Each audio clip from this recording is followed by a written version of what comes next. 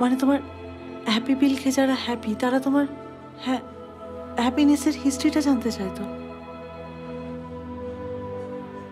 কিছু তো বলো।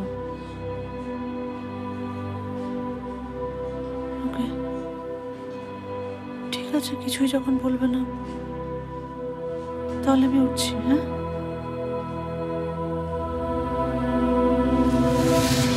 বাবা বলেছিল HMVর কুকুরটা হলেও রয়্যালটি বেশি পাওয়া যায়।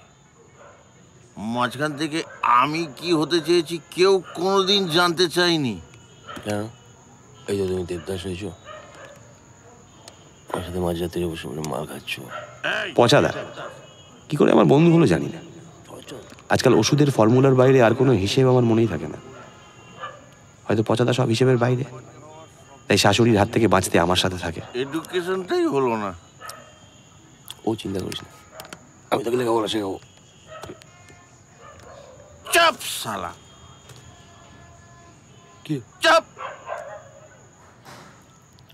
লেখাপড়া করেছে, গাড়ি চাপা পড়েছে, তুই নিজেকে দেখ। ডাক্তার হতে পারিসনি কেন জানিস? কেন? বেশি পড়েছিলি তাই। আজকে ব্যবসা করলে বেশি কামাতিস।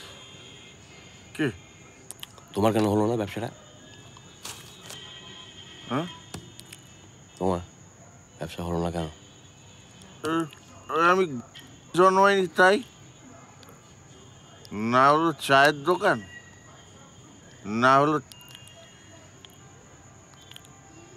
মাঝখান থেকে ভুঁড়ি হয়ে গেল। বিশ্বাস কর, এই ধনধান্য বাংলা আর আমার শ্বশুরবাড়ির মধ্যে কোনো ডিফারেন্স নেই।